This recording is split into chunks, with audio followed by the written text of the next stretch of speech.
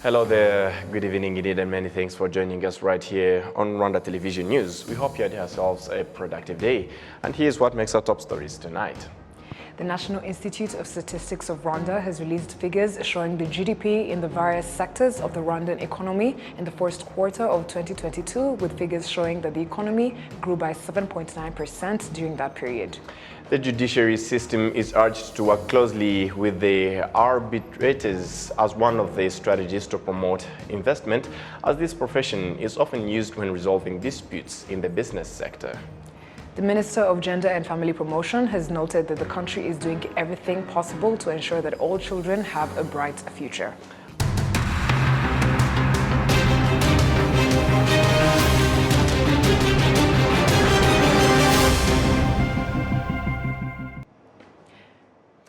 A very good evening to you and welcome to Rwanda Television News. My name is Sam Kalisa and my colleague Martina Herrera.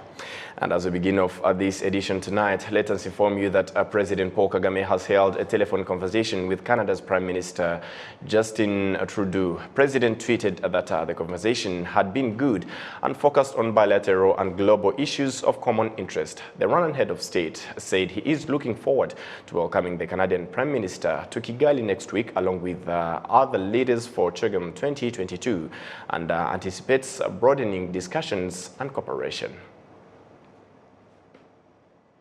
The National Institute of Statistics of Rwanda has released figures showing the GDP in various sectors of the Rwandan economy in the first quarter of 2022, with the figures showing that the economy grew by 7.9% during that period. The Deputy Director General of the National Institute of Statistics of Rwanda, Ivan Murenzi, noted that Rwanda's GDP rose by 7.9% in the first 3 months of 2022, from 2,588 billion Rwandan francs to 3,025 billion Rwandan francs compared to the same period in 2021. GDP quarter 1 2022, the GDP grew by 7.9%. So that's the current number we are presenting today, that the GDP growth for quarter 1 is 7.9% compared to quarter 1 2021.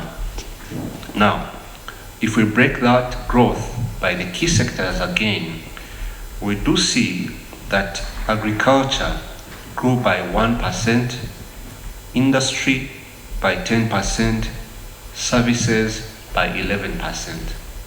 So we would say that our growth for quarter 1 of 7.9% is mainly attributed to the growth in the services and industry. Agriculture's performance of 1% growth is less compared to the previous quarters. Although the agriculture sector accounted for 23% of the total GDP in the first quarter of 2022, figures indicate that the sector grew less compared to the other sectors of the economy, as it increased by only 1% in this period. With an exception of tea production, which rose by 3%, the overall output of cash crops decreased as coffee production decreased by 41%. The productivity of food crops fell by 1% due to a 4% decline in grains production, while vegetable production declined by 9%. The Minister of Finance and Economic Planning, Dr. Uziel Ndagijimana, explains that the decline in agriculture productivity was not due to the Russia-Ukraine war, but the climate that was not favorable. An external factor we have no control on, but all efforts are made to support agriculture with inputs in terms of fertilizers and seeds, and also we are increasing our investments in irrigation to ensure that even in dry season we can have some production. So for the long term, we are trying to address the issue of climate effect by increasing irrigated land and improving our irrigation systems, and then we continue to support agriculture to increase productivity. During the first quarter, industrial output rose by 10%, mainly due to a 6% increase in the construction activities. Mining and quarrying increased by 16%, while manufacturing increased by 11%. The service sector increased by 11% due to a 19% increase in transport services, hotel and restaurant services, which grew by 80%. Financial and insurance services increased by 13%, while information and telecommunication services grew by 17%, and human health and social work services grew by 22%.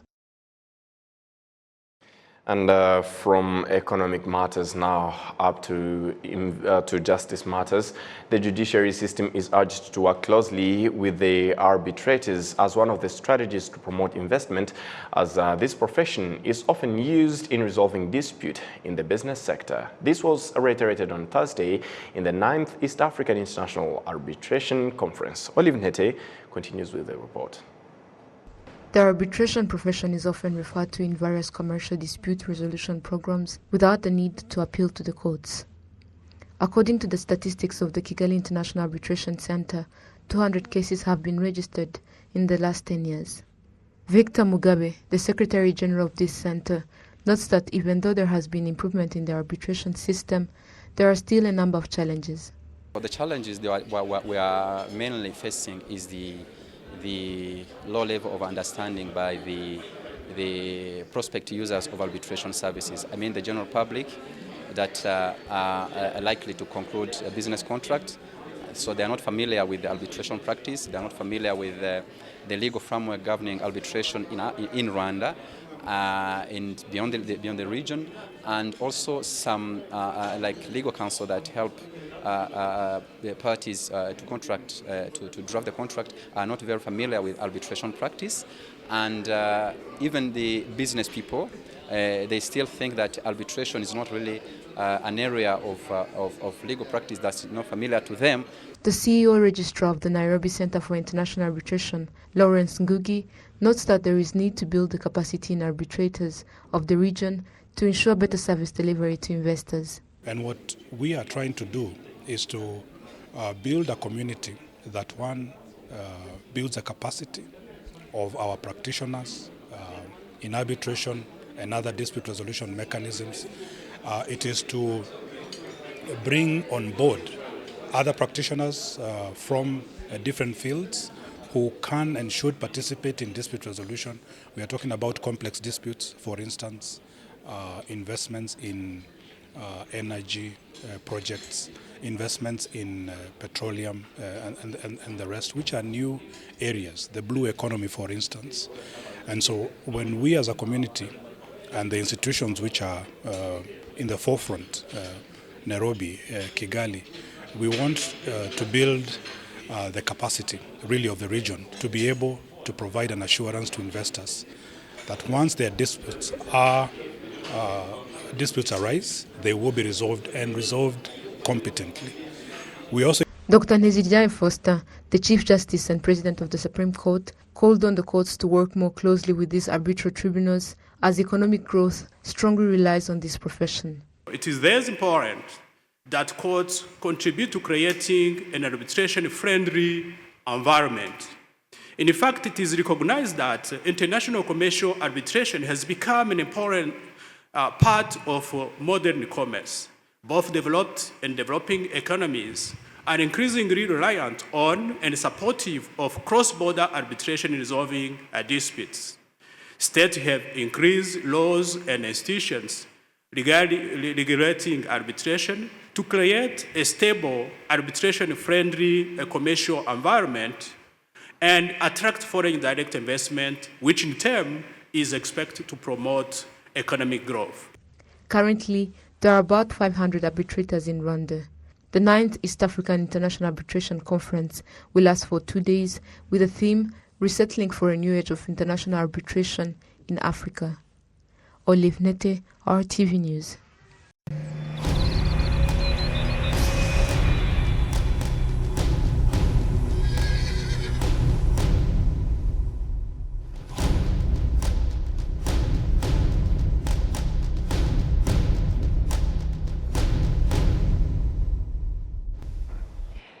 Now on to Chogam matters. Representatives of human rights institutions in Commonwealth member states have highlighted Rwanda's positive progress in honoring human rights and setting a good example for human development. This was highlighted at a recent meeting bringing together heads of Commonwealth human rights institutions. Isabel Masozera has the report. Rwanda is commended for having achieved level A in human rights for the last 23 years since the establishment of the country's National Commission for Human Rights. The leaders of human rights institutions in Commonwealth countries say they are pleased that Rwanda will be chairing political association. We think it's a delight and a pleasure to be handing over the chairmanship of the forum to the Rwandan National Commission on Human Rights. It's a strong and independent body that we see has a critical function in society, civil society, and an interlocutor with government in moving forward to protect Rwandan people's human rights.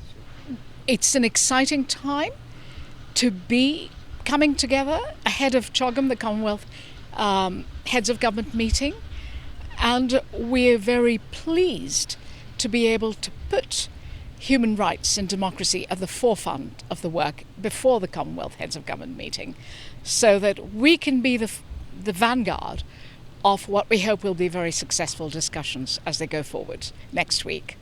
It is expected that Rwanda will be chairing the forum for 2 years in collaboration with Northern Ireland to lead the secretariat of the forum.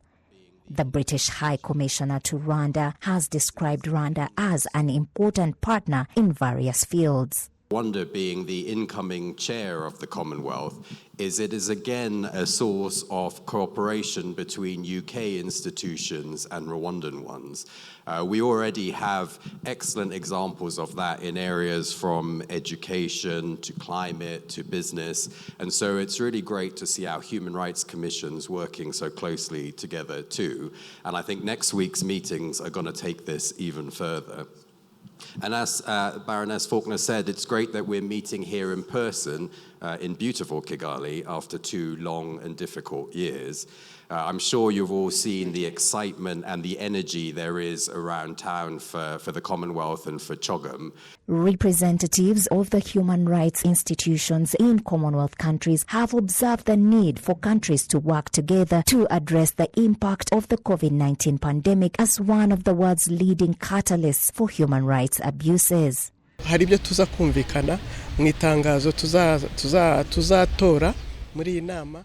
There are things we agree on in the announcement that we will vote on, and will be hinged on making sure that no one is left behind in the process of rebuilding during and after the COVID-19 pandemic. And now even the vulnerable people are being taken care of. All of this is something I feel is an opportunity for our country, for us to host this event. The fact that we will chair the forum is another benefit for our country, and we will also reap positively from it. We will learn from others, continue to improve on what we did, and continue to fight for human rights in our country. The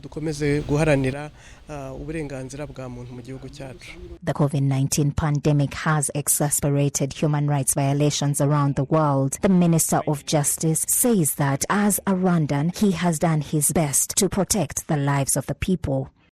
And some of these measures that were taken include vaccination of the population. Rwanda has vaccinated its population on what we could say a very satisfying rate, because as of 7th June 2020, from the statistics that we have, 70% of the population, that's 69.58 to be more precise, which translates into 9,082,000 people, have been vaccinated for the first dose. 65.65 have been vaccinated for the second dose. Over the next 2 years, members of the forum will follow the theme Human Rights for All at the heart of recovery efforts during and after COVID-19. This evening, members of the forum also visited the Kigali Genocide Memorial in Gisozi, where the bodies of more than 250,000 victims of the genocide against the Tutsi are buried. Isabel Masozera, RwandaTV News. We'll keep it to Chogam matters, but now in the hospitality sector. Hoteliers and others in the hospitality sector in Rwanda say that getting tested for communicable diseases ahead of the Chogam meeting has given confidence to their customers and their services they offer. Precious Chirezi filed this report. Those seeking hospitality and accommodation services say that the knowledge that those catering to their needs have been tested for communicable diseases and are healthy fills them with hope that no illness will be passed on to them during the service delivery. People from across or here could be sick, which is why everyone should get tested ahead of Chogam to make sure no diseases will be transmitted.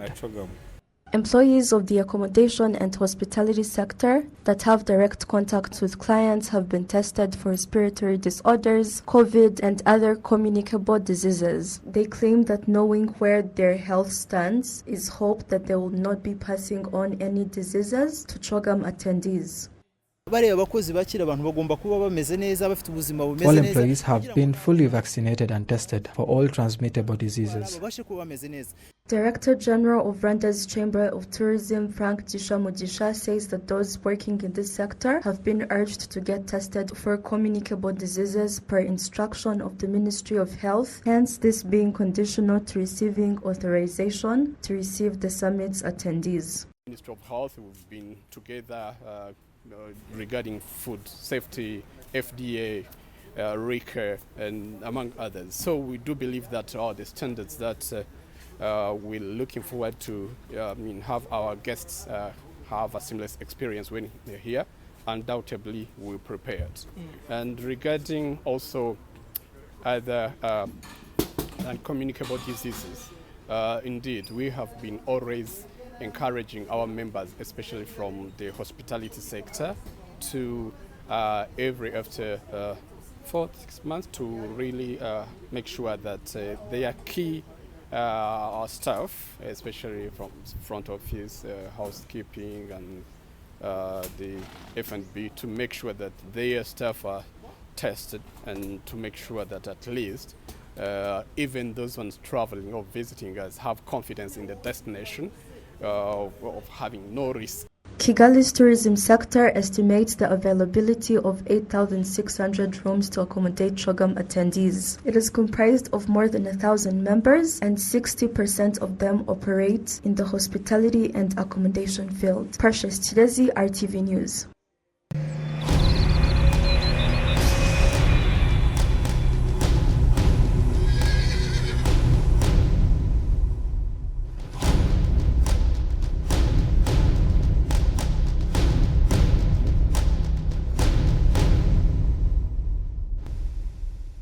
On to health matters. Some residents say that having health insurance, Mutuelle de Santé, makes them feel safe because when they get sick, they get medical treatment early enough, avoiding the loss of lives, as opposed to how it used to be, where it would require the help of family members to get medical attention.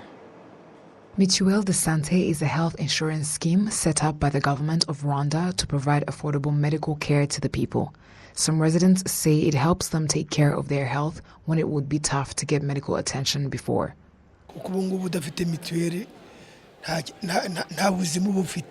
A person without insurance is basically without life. You wonder what they would do once they fall ill. When you go for medical treatment without insurance, you pay 100% of all fees. Nowadays, Mutuelle makes it easier for us. Before, when you would get sick, you would have to seek financial help from your family, which was a burden. One would end up have tons of debts. Mutuelle is like a lifeline. When you have it, you're confident. Whether it is you who has fallen sick or your children, you only have to pay 200 francs. You can be able to go to the hospital and get treated. This is totally different to how it used to be before, when someone would really fall ill but not have the means to go for treatment. Health insurance users, Mutuelle de Santé, testify that digital payment simplifies everything. This insurance gives them the rights to medical care at all government hospitals in the country as well. Due to the value that Mutuelle de Santé has on the citizens, the people say that they are doing their best to make the required contributions on time. The There is a social savings group in which before we use the money we get, we first put aside insurance money because one can get sick at any time. Currently, most people that go to hospitals and health centers use health insurance. According to the Mera Health Center in Gasabo, out of 200 people admitted per day, only 10 don't have Mituel. While at Masaka Hospital in Kichuchiro district that receives 6,000 patients per month that come and go, and 2,000 who stay in the hospital, 95% of them have Mituel de Sante. This helps the community to avoid getting worse whilst already being sick or even succumbing to death.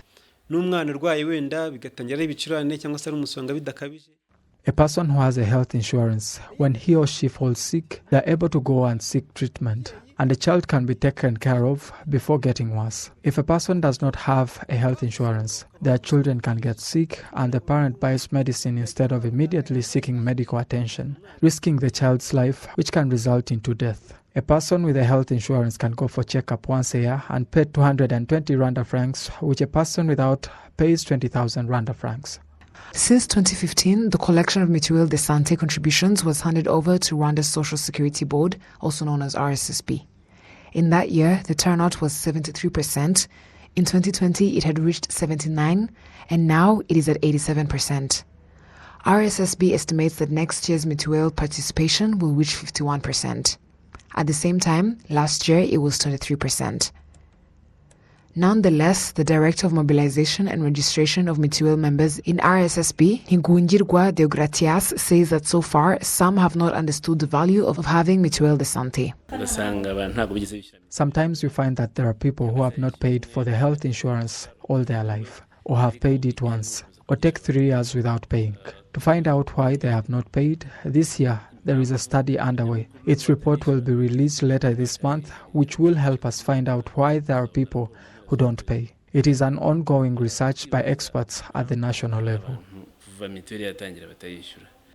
In addition to community contributions, other sources of income for the Mutuelle de Santé include government grants, grants for public and private sector employees, and telecommunication companies from institutions that provide health insurance services, as well as funding from gasoline and oil companies.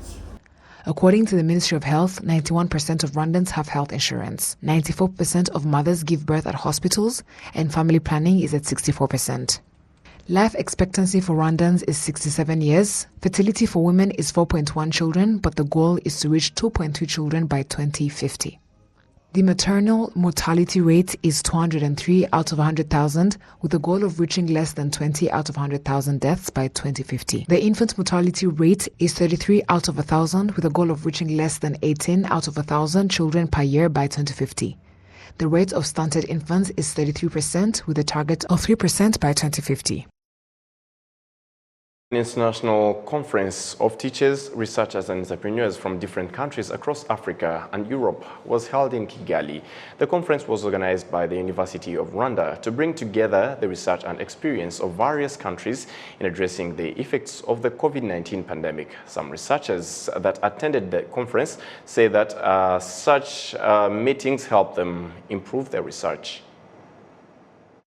So far, we are faced with, we are just recovering from the repercussions of socioeconomic situations from COVID-19. And generally in Nigeria and Africa, sub-Saharan Africa, we're struggling with financing the health sector. So the paper is specifically looking at foreign remittances and foreign direct investment as a mode of financing the health sector. And even our paper is proposing suggestions and solutions as of for the post-COVID-19 period to recover. We're struggling to recover, so yeah, it is relevant. The acting principal of the College of Business and Economics at the University of Rwanda, Dr. Pierre Clever Rutaisire, says the conference will help the public, the private sector and international organizations to perfect their planning and implementing decisions that will help the economy to recover from the effects of the COVID-19 pandemic.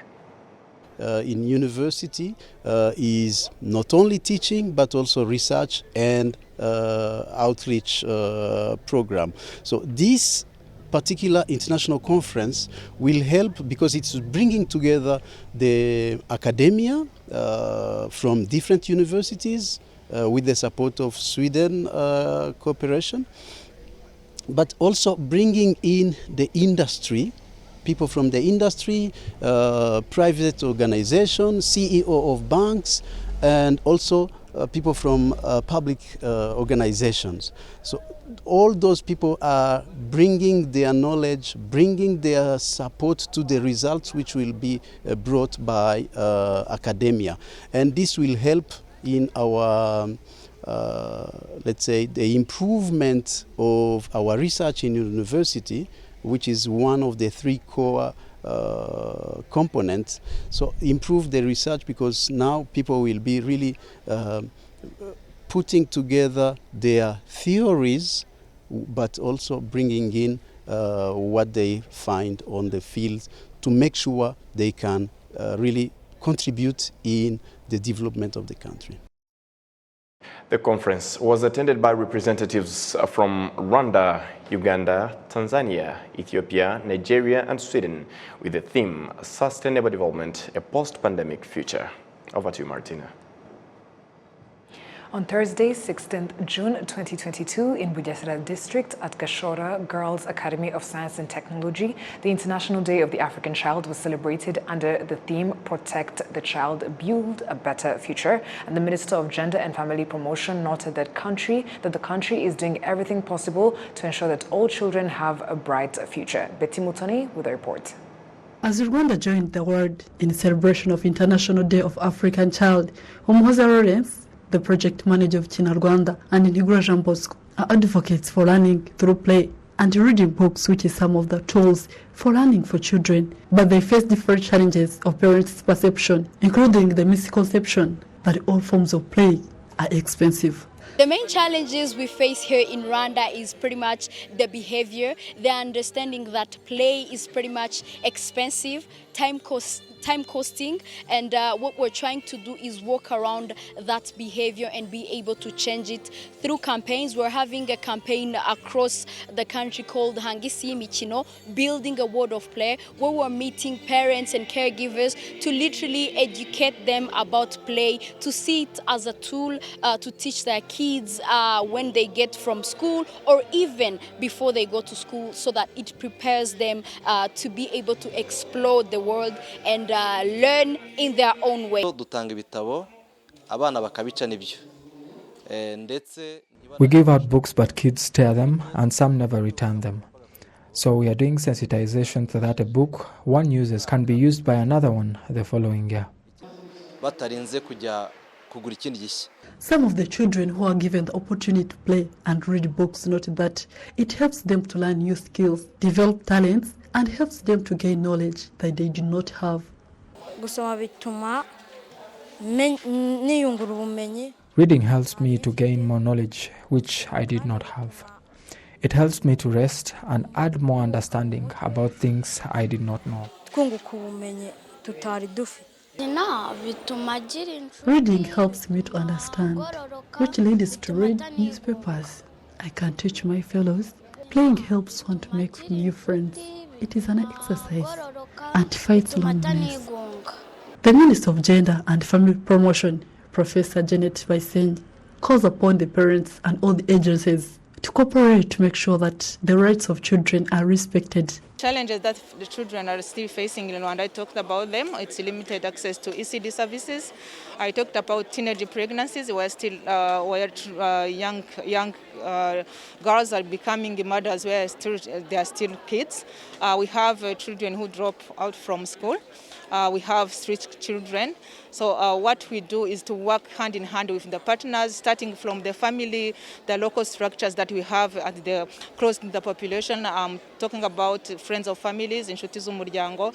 I'm talking about the structures that we have, National Women's Council, Youth Council, to make sure that they all work together to make sure that the rights of children are respected. The Day of African Child has been celebrated on June 16th every year since 1991, and to honor those who participated in the Soweto Uprising in 1976. In Rwanda today, it was celebrated on national level in Bugesera district, located in Eastern Province. Betty Mutoni, RwandaTV News. That story marks the end of tonight's bulletin. Thank you very much for sticking with us during the whole of it. My name stays Martina Abera. And mine is Sam Kalisa. Let's keep gearing up for Chogam Rwanda 2022. Stay safe. And goodbye.